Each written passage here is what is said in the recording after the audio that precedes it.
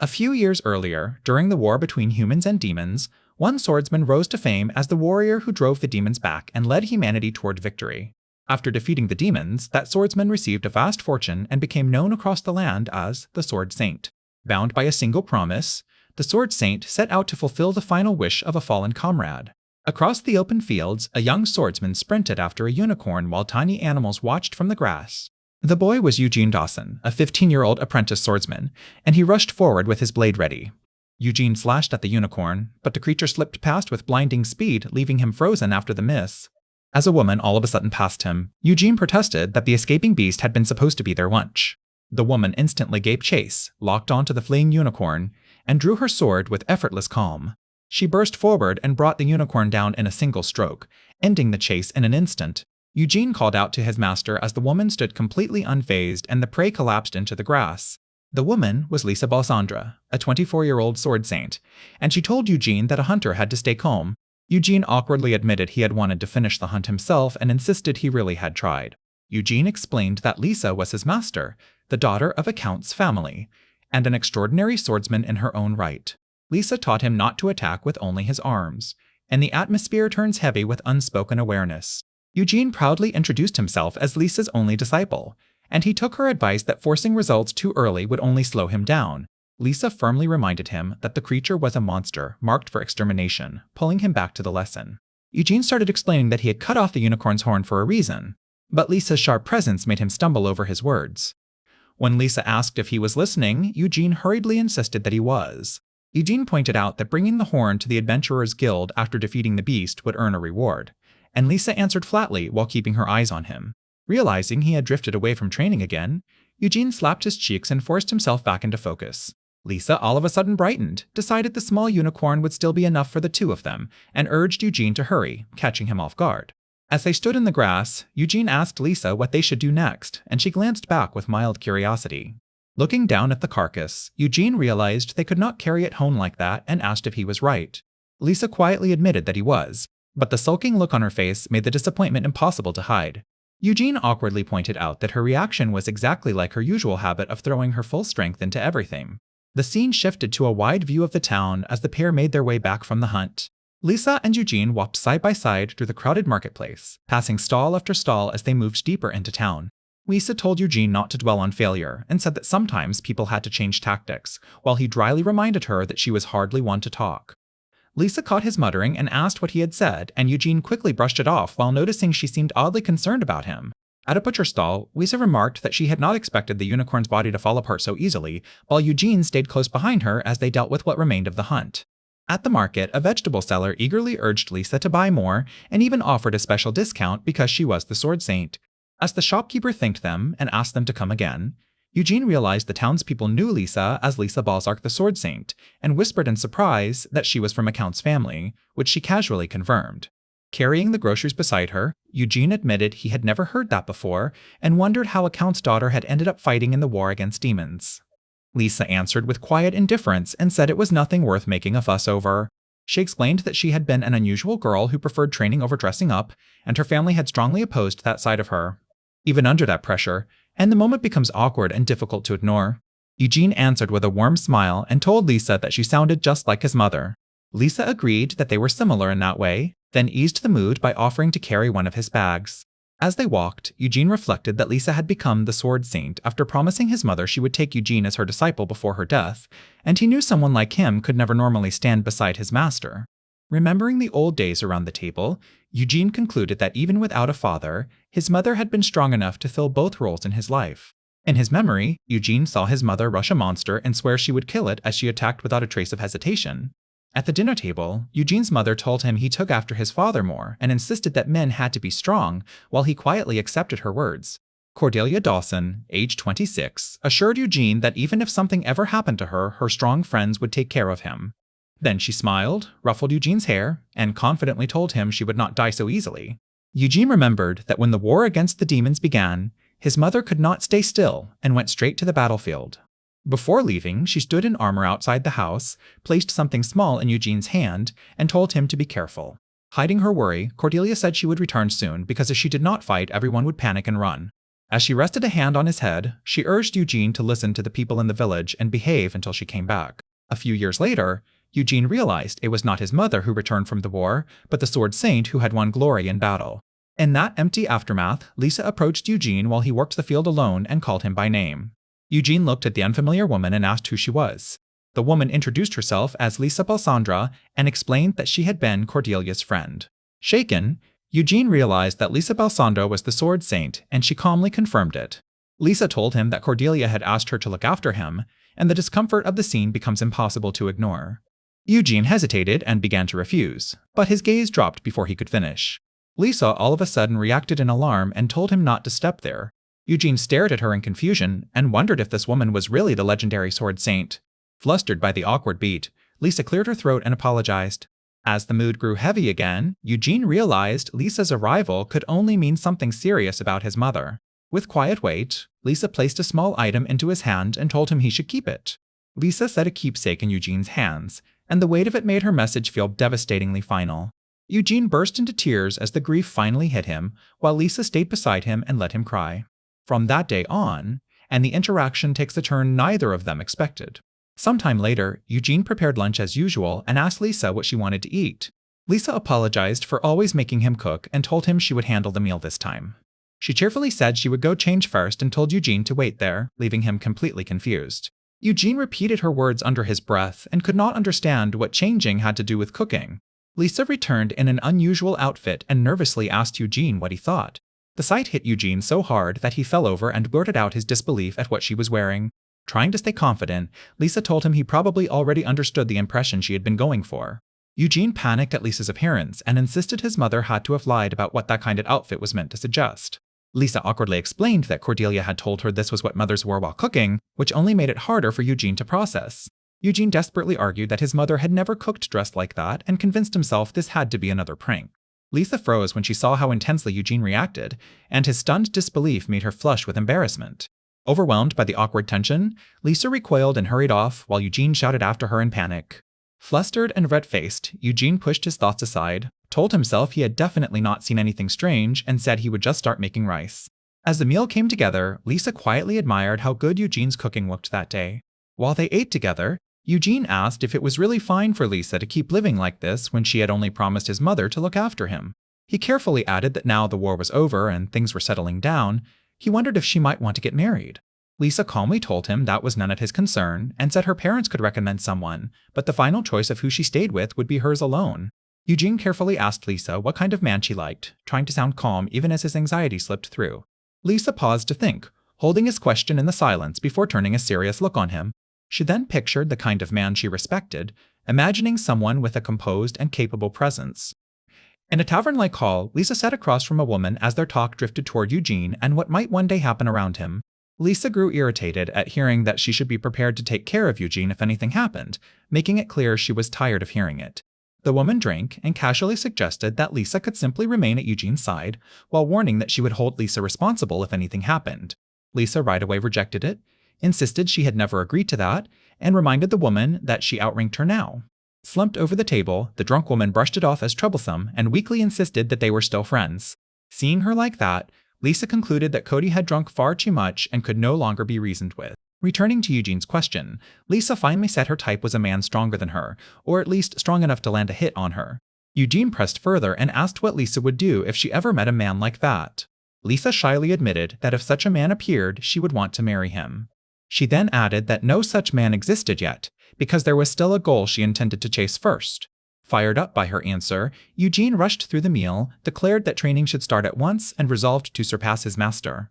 The story shifted into Eugene's perspective as he reflected that living with his female teacher made every day feel precious. He started his mornings early, driving himself through brutal training because he wanted to become stronger than Lisa. As dawn broke, Eugene reminded himself that he also had to prepare Lisa's bath before the day fully began. He proudly thought of Lisa as the sword saint, the swordswoman known across the continent, and remembered that she had promised his mother she would care for him if anything happened. He noted that he was now living with Lisa while training directly under her as her student. Eugene worked through the household chores and gathered firewood, but then he heard the door creak and turned toward the entrance. Eugene finished preparing Lisa's bath, confirmed it was ready, and hurried straight to the next task. He found Lisa already outside with her sword in hand, and greeted his master with a respectful good morning. Lisa returned the greeting, then right away pointed out that he was late again. Eugene protested that Lisa had simply risen too early, and Lisa lightly replied that a master should always wake before her student. Without wasting a moment, Lisa asked if they should begin the morning training, and Eugene agreed at once. As they trained, Lisa told Eugene to prepare his next strike before the current swing even finished, and he answered obediently. When she saw his body stiffen, Lisa stepped close and told him to loosen up and stop forcing so much tension into his movements. The lesson shifted into sparring, and Eugene rushed forward as their blades clashed again and again under Lisa's relentless pressure. Then, Lisa smashed his sword offline with a heavy strike, and Eugene cried out as the exchange slipped completely from his control. Breathing hard after the session, Lisa called an end to training and praised his effort, and Eugene thanked her with clear relief. While preparing Lisa's bath, Eugene was flustered by how unguarded the situation felt, so he forced himself to stay calm and quickly announced that it was ready.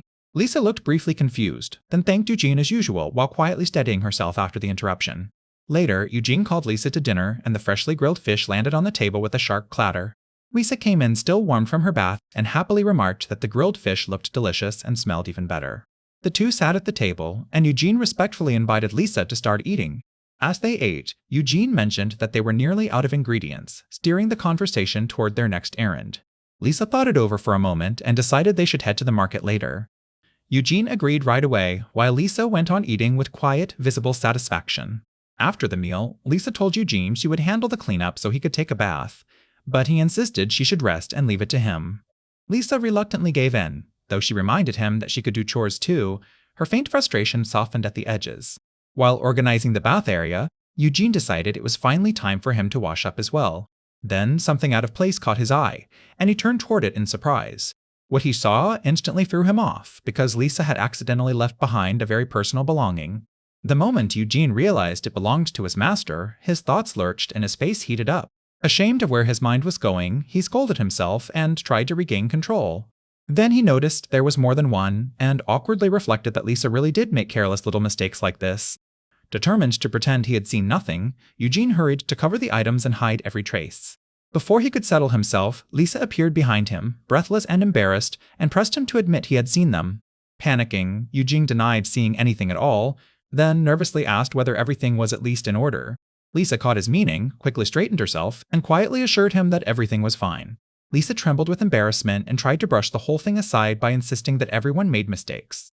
Still flushed, Lisa then defensively acted as if she had never made a mistake in the first place.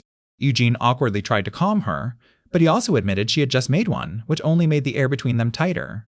To cut the exchange short, Lisa hurried off and told Eugene to stop lingering and go take his bath already. As she left, Eugene noticed that although Lisa had fixed the situation, she still could not fully hide what had happened, and that only made him more self-conscious. Later, Eugene finished his solo training and noted that he had even prepared the bath on his own. Realizing how quiet the house was, Eugene wondered if Lisa was still asleep and decided to check on his master.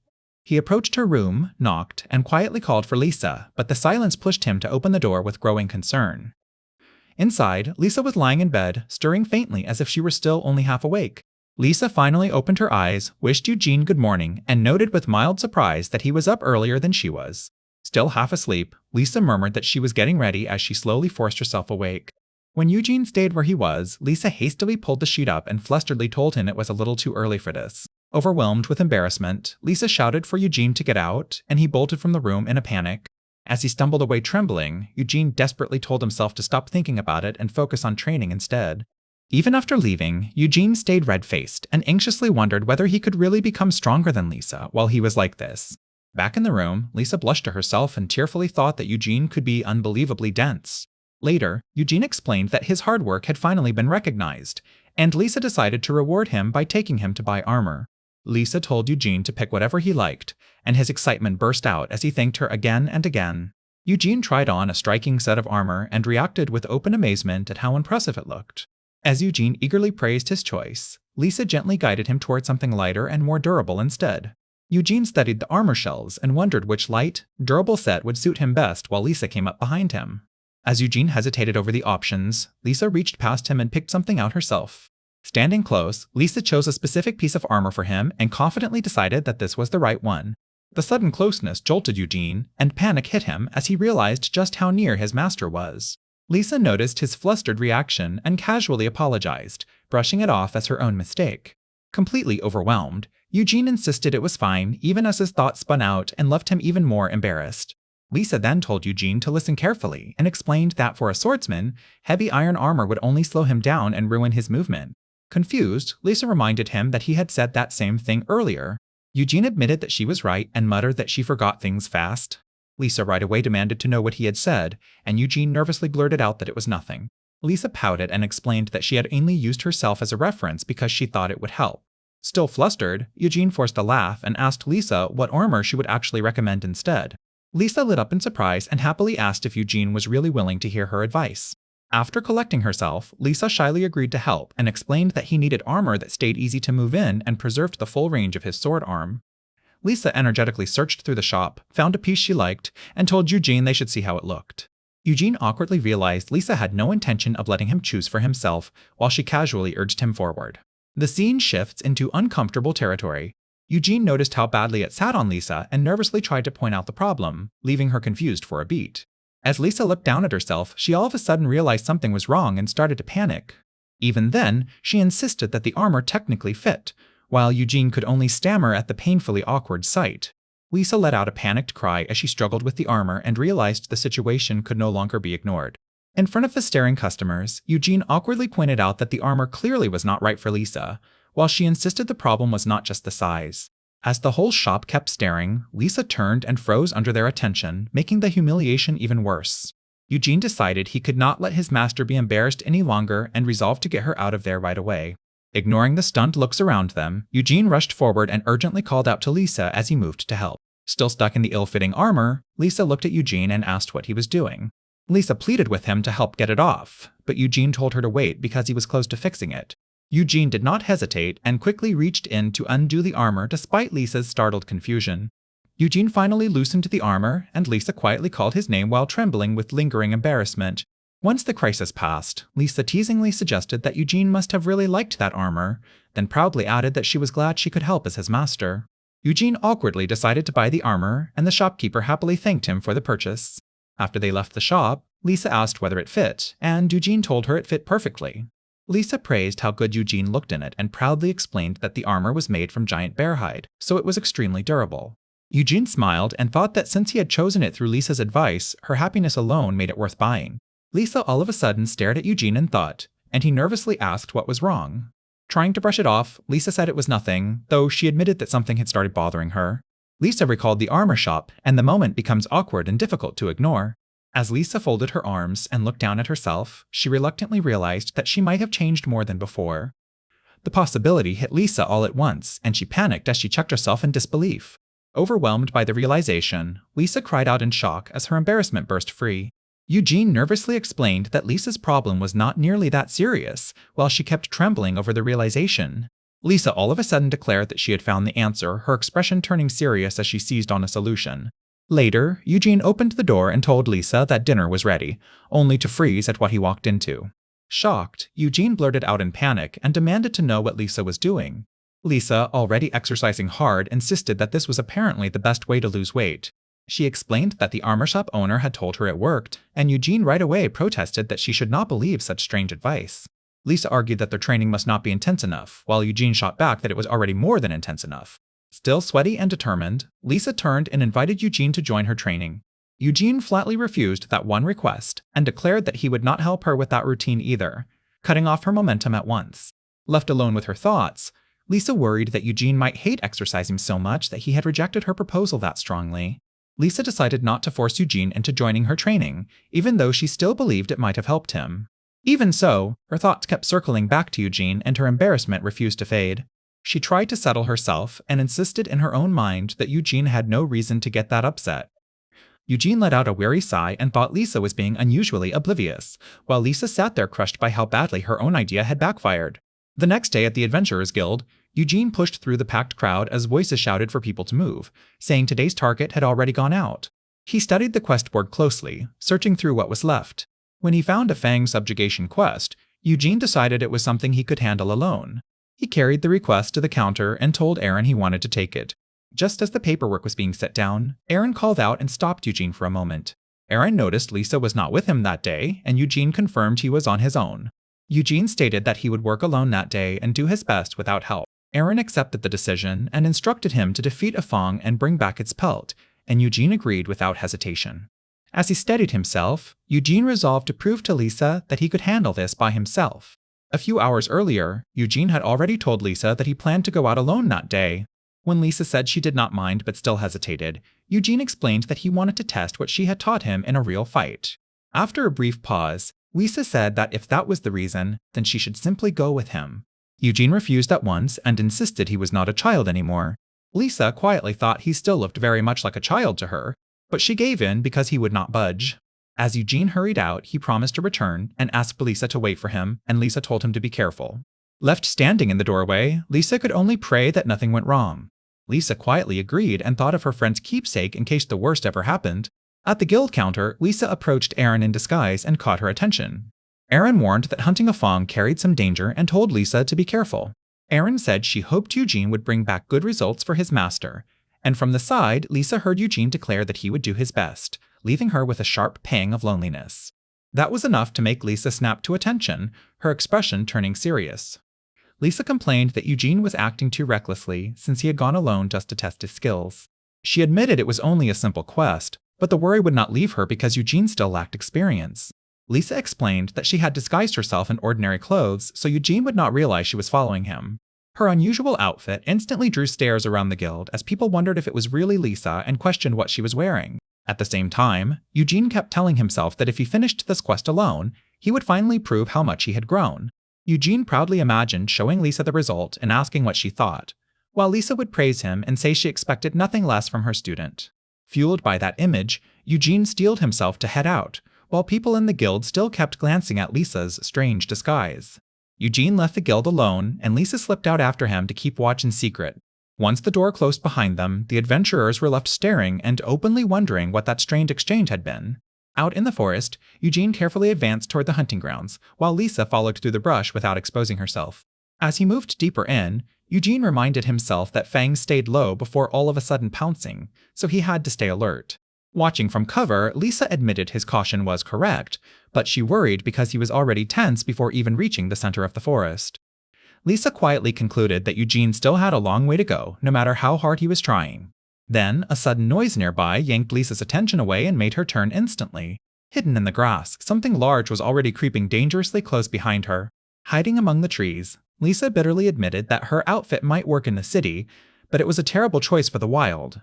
Ahead of her, Eugene grew uneasy because he felt he should have encountered a fang by now, yet the forest remained unnaturally quiet. A sudden rustle made Eugene whirl around, his whole body tightening as he sensed movement behind the trees. He finally spotted the fang and locked onto it just as the beast burst into view. Eugene tried to draw and guard in time, but the attack was so fast that he was forced straight onto the defensive. The fang slammed into him, and Eugene strained desperately as he barely blocked the beast at point-blank range.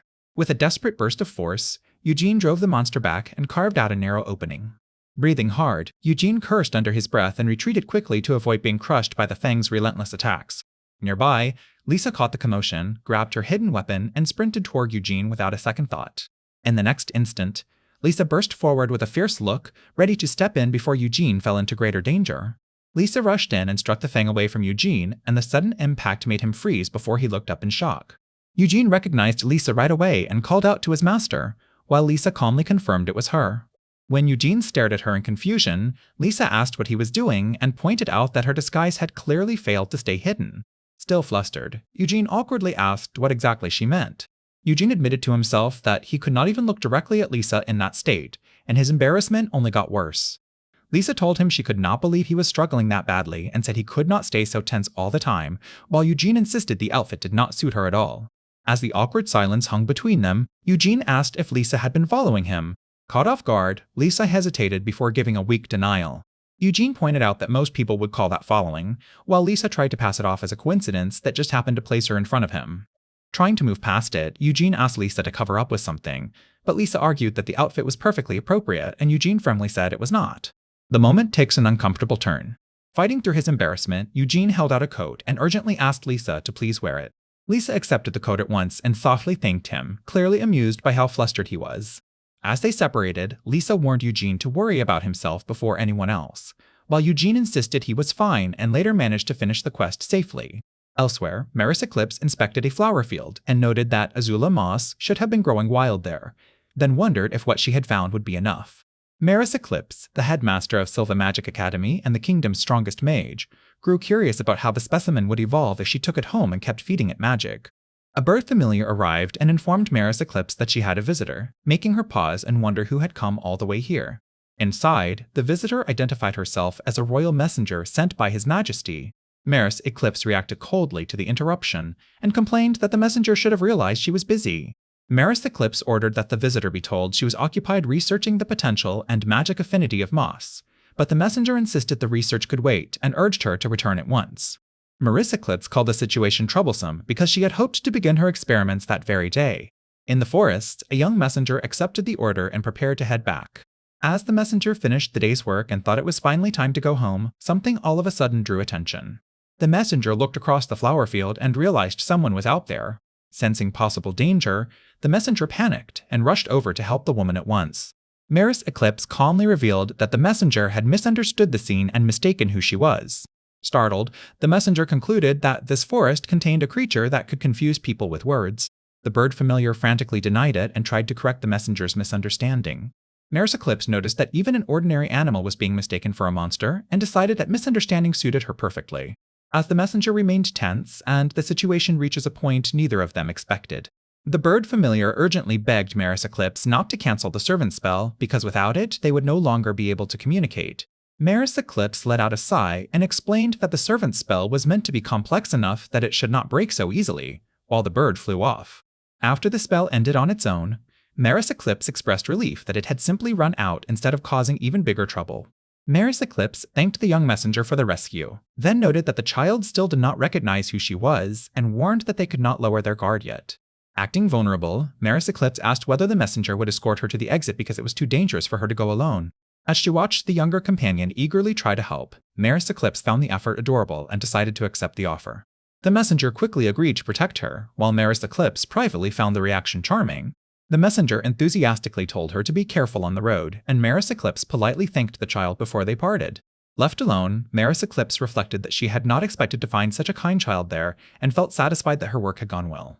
Back home, the messenger reported driving the creature away, then wondered if monsters that could speak human language counted as enemies too. Eugene reflected that the quest had ended successfully, that he had managed to keep her safe, and that the experience left him feeling stronger. Liz responded calmly, though her uneasy expression showed she was not fully convinced. When a visitor knocked, Eugene wondered who had come and went to answer the door while Liz listened from inside.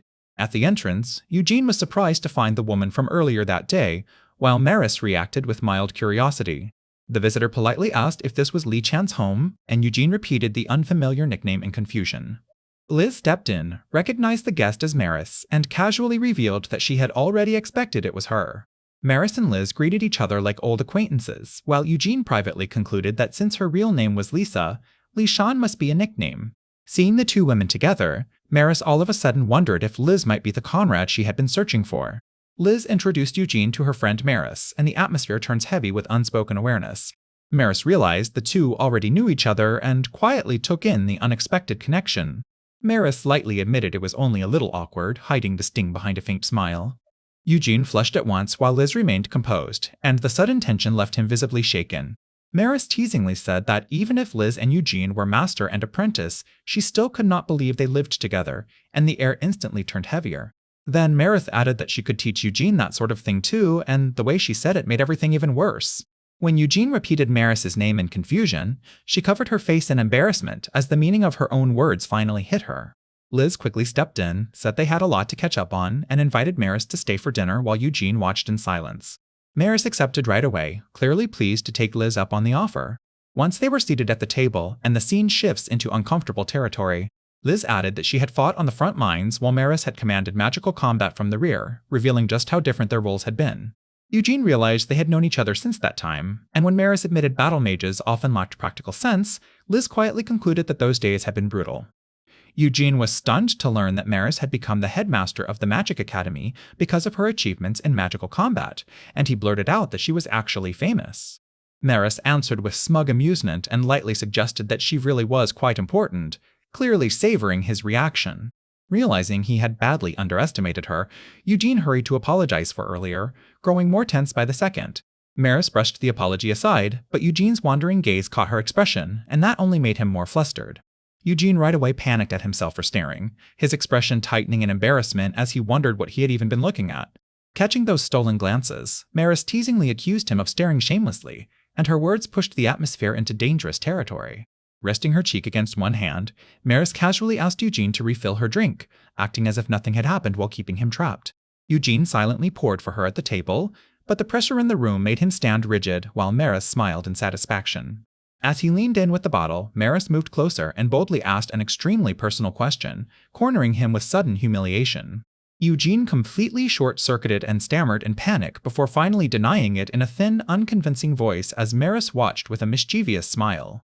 Eugene tried to stop Maris from drinking more, but she casually demanded another refill and kept the conversation firmly in her hands. Maris sprawled back and insisted she had barely drunk anything, dismissing it as practically water and brushing off Eugene's concern. Eugene dryly replied that if it really was like water, then she should just drink water, making her excuse sound even more absurd. When Maris complained that it was getting hot, Eugene recoiled in flustered panic and begged her to stop while Liz watched with knowing amusement. Maris abruptly asked whether Eugene liked Lee-chan, and when he nervously said he respected her, the hesitation only made him seem more suspicious. Maris calmly said the answer would be easy enough to figure out, then wondered if Eugene had already crossed certain lines, driving him into deeper embarrassment. Eugene tried to steady himself and asked what she was even talking about, but his trembling voice gave away how overwhelmed he already was. Before he could recover, Maris all of a sudden kicked him under the table, making him jolt in shock as the pressure instantly intensified. With a teasing smile, Maris pressed on and asked if he still had not dealt with that issue yet, clearly enjoying how cornered he felt. Eugene burst out that he and his master were not like that at all, denying the implication in total panic. Maris slumped forward and, still stuck on the subject, decided that Lee-chan being involved would only make it worse. As she sat there flushed and thinking hard, Maris realized the situation was dangerous and worried she might go too far with her friend's apprentice. Eugene quickly said he would carry his master to her bedroom, while telling Maris to stay and make herself comfortable.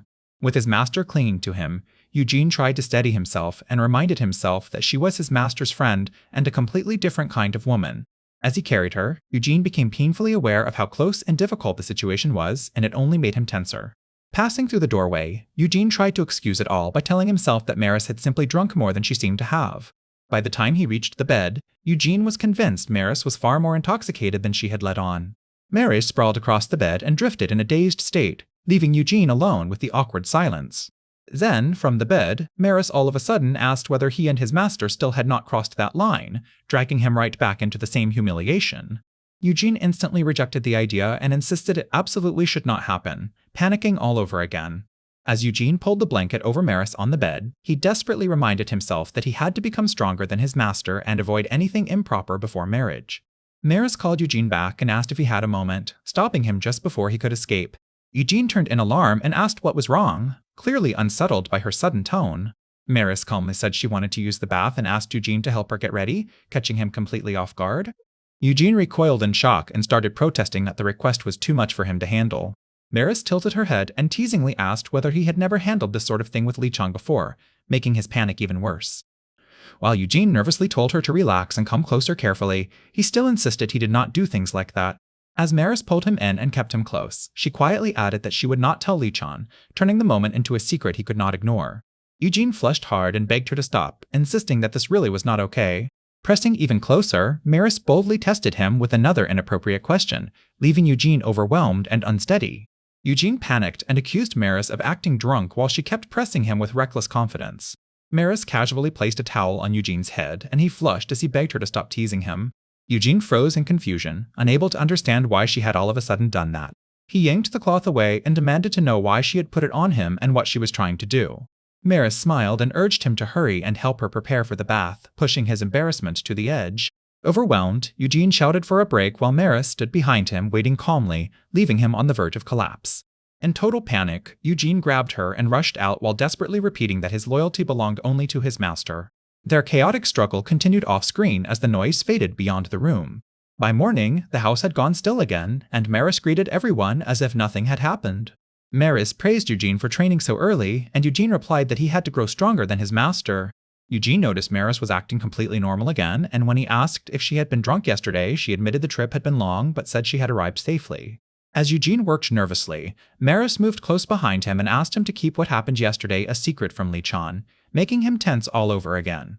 Still flustered, Eugene realized Maris had done all of that while fully sober, and the thought left him sweating in disbelief. From the side, Maris praised Eugene as a good and earnest boy despite being hopeless with women, adding that he was pure, devoted, cute, and even excellent at housework.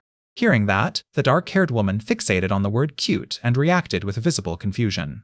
Maris calmly said that taking disciples was enjoyable because teaching revealed new things, and the other woman admitted that might be true. Smiling, Maris then asked whether she would consider taking on a disciple. The woman thought it over, and Maris pointed out that for the kingdom's greatest mage, not having one would be strange. Maris then pushed further by asking if she could take Eugene as her disciple too. That suggestion right away unsettled the other woman, who recoiled at the very thought. Lisa argued that Eugene could simply become another apprentice, but she still could not accept the idea so easily. Maris admitted plainly that she wanted Eugene for herself and reminded Lisa that no promise had ever been made to keep him with her alone. Lisa anxiously asked if Maris truly intended to raise Eugene into a proper swordsman. That thought pulled Lisa back towards something buried in the past, and her mind slipped into an old memory. In that memory, Lisa recalled that Cordelia had once asked her to look after Eugene, making the situation feel far heavier. Cordelia had entrusted her son to Lisa and asked her to care for him if anything happened, placing that responsibility squarely in Lisa's hands. Flustered and overwhelmed, Lisa rejected the absurd implication that she should ever blur those boundaries. The discomfort of the scene becomes impossible to ignore. While Eugene worked in the kitchen, Maris hovered close behind him, and Lisa watched in silence as jealousy and confusion swelled inside her. As Maris kept teasing Eugene at close range, Lisa faltered and nervously thought that if she gave in to her own feelings, everything might go too far. Lisa reluctantly admitted that Maris might be right, but she still insisted she could not live with Eugene behaving so improperly around her. As the two women started to leave, Eugene panicked, called for them to wait, and feared Lisa might throw him out if she gave up on him. In the kitchen, Maris stayed close behind Eugene while he cooked, and he shrank under her teasing presence while thinking how cruel she was being. Overwhelmed by her presence and the situation, Eugene privately admitted that Maris was dangerously distracting. Maris tightened the pressure from behind, and Eugene tensed as he felt completely overwhelmed by her relentless teasing. At the doorway, Lisa watched the scene in silence, her dark expression showing jealousy and frustration rising fast. Eugene hurriedly called Lisa over and said breakfast was almost ready, clearly trying to escape the unbearable tension with Maris. Maris noticed Lisa's expression right away and smugly pointed out that someone seemed to be getting jealous. Flustered, Eugene begged Lisa to dress more properly, and Lisa reacted with shocked embarrassment at the outburst. Maris then sweetly asked Eugene to help her with something if he had time, pulling his attention back to her once again. Eugene nervously agreed, but while still eating, he asked if he could finish the dishes first. Lisa cut in at once, told Eugene to go help Maris instead, and said she would take care of the dishes herself. Eugene asked Maris what she needed, and she said it was only paperwork, though there was an enormous amount of it. As he looked over the documents, and the interaction takes a turn neither of them expected. While washing dishes, Lisa reflected that she had only taught Eugene to use a sword as though it were the most natural thing in the world. Lisa then thought that if Eugene wanted to learn magic, Maris might be the one who should teach him. Sitting amid piles of scattered papers, Maris explained that she usually organized everything with magic, but doing it by hand was a hassle. Maris sweetly urged Eugene to do his best, and that encouragement only made the task feel even more crushing. When Maris used magic to send the papers flying into place, Eugene was amazed, but the massive workload crashing down on him left him panicked as she casually said she would leave the rest to him. Buried in paperwork, Eugene forced himself to continue and quietly sorted the documents one by one. Eugene kept sorting through the mountain of papers with a weary sigh, while Maris watched in silence and guiltily told herself to look away, yet somehow she couldn't. Amid the scattered documents and an old ornate book, Eugene's gaze caught on the strange object buried in the mess and his attention slowly fixed on it.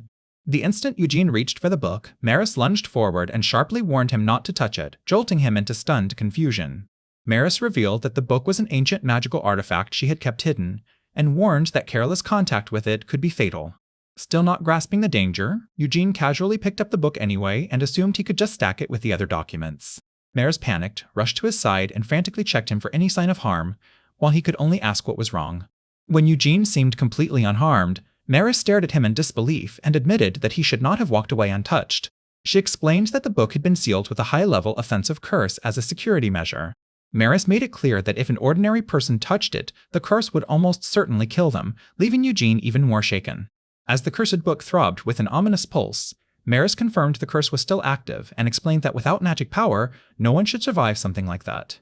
Eugene finished sorting the documents and quietly said he was done, still seated there among the scattered papers and the cursed book. Maris all of a sudden leaned in and urgently asked Eugene whether anyone had ever taught him magic, and he nervously admitted that no one had. Shaken by the answer, Maris pressed him in disbelief because he had somehow resisted the deadly curse on the book without any magical training. As Eugene blushed under her intense stare, Maris forced herself to settle down and began to suspect he might possess extraordinary magical talent. While Eugene awkwardly leaned back in confusion, Maris stared at him and felt the thought take hold that she wanted him as her student. Her thoughts raced as she took in Eugene's calm presence and the impossible magical talent she now believed he carried. Eugene looked baffled when Maris reached toward him, while her thoughts raced ahead as she imagined making him both her disciple and someone close to her side. Completely swept away by her own fantasy, Maris drifted into an uneasy daydream of a future with Eugene, always keeping him by her side. Looking at him with trembling emotion, Maris finally admitted to herself how deeply she wanted to keep Eugene near.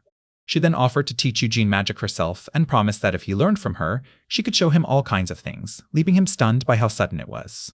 Maris urged Eugene to think seriously about magic, saying his talent was so overwhelming that he might even surpass Ayla and Lee, but he admitted he had never truly considered that path. Eugene was startled by the thought that magic might even let him defeat his master, yet he quickly remembered an old lesson and accepted that any loss would still be on him. As he weighed it, Eugene hesitated and wondered whether choosing that road would really make him worthy of calling himself a master. After a short pause, and the scene shifts into uncomfortable territory, Maris visibly faltered and pointed out that his talent for magic seemed even greater. Even so, Eugene gave an awkward smile and insisted that he simply preferred the sword, and the rejection hit Maris hard. Trying to regain her balance, Maris repeated that he preferred the sword, hiding her frustration as the sting sank deeper.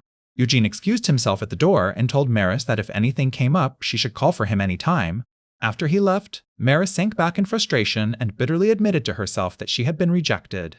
Then another woman approached Maris and asked to speak with her about leaving Eugene in her care, and Maris let the conversation begin.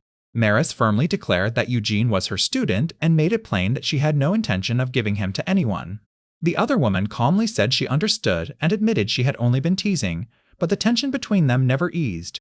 Maris insisted that Eugene's gifts and magic surpassed even his talent with the sword, underlining just how highly she valued him. Flushed with emotion, Maris thought that Eugene was more than talent alone and saw him as someone truly one of a kind. Losing her composure, Maris blurted out that Eugene was her one and only precious student, exposing just how deeply attached she had become. The other woman saw at once that Maris was serious and quietly remarked that she too had become deeply invested in Eugene. Maris answered with resolve that she would see Eugene become a fully accomplished swordsman, while the other woman noted that this was not quite what she meant. With a sly smile, the other woman suggested they leave the discussion there for now, and that only unsettled Maris further. Caught off guard, Maris repeated the words "for now" to herself and realized the matter was far from settled. The other woman cheerfully admitted that she wanted Eugene just as much and warned that she had no intention of stepping aside. As she prepared to leave, the visiting woman brightly said she would come by again, while Eugene and Liz saw her off at the door.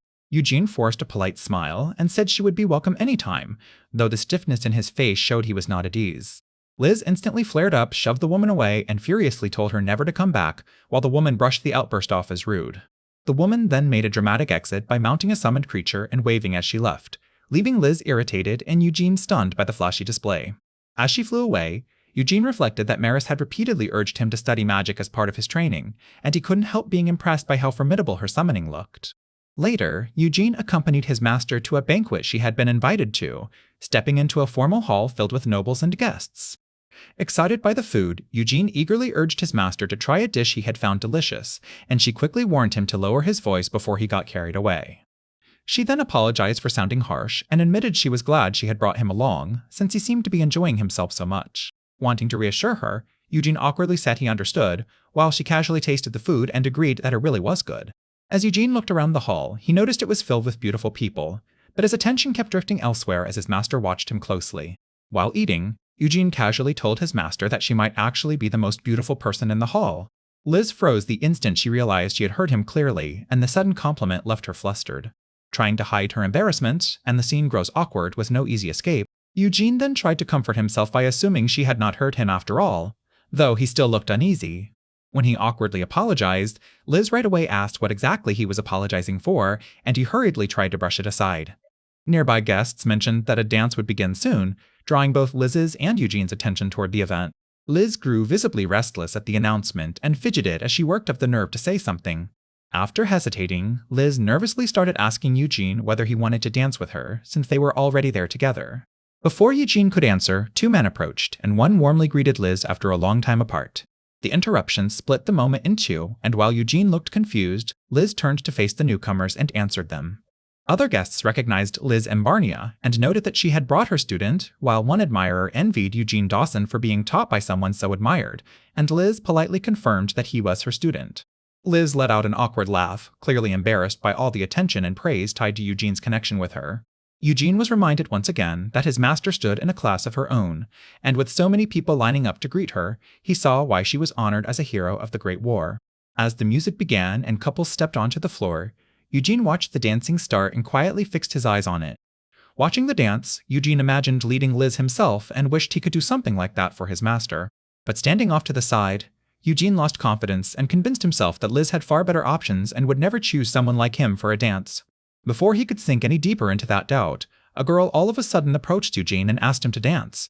The girl introduced herself as Erin, explained that she had been invited through connections, asked about Eugene's guild work, and quickly steered the exchange toward dancing.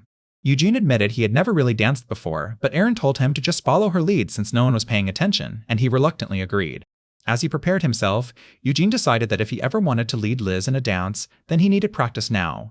Erin eagerly told Eugene they should go through with the dance together, and he accepted with matching resolve. Erin pulled Eugene into position and started guiding the steps, while he stiffly followed and struggled to match her rhythm. When Erin's heel came down on Eugene's foot, she lost her balance, and he reflexively caught her before she could fall. The sudden stumble brought Eugene too close to Erin, leaving him flustered as the awkward moment only made everything worse. Erin noticed his panic and teasingly asked if he was the kind of guy who liked situations like this, which made Eugene hastily deny it while apologizing. Erin then softened and said she had only been joking, easing some of the tension from his face. Eugene sincerely apologized again and begged her not to tease him like that, while Erin laughed warmly at how easily he got rattled.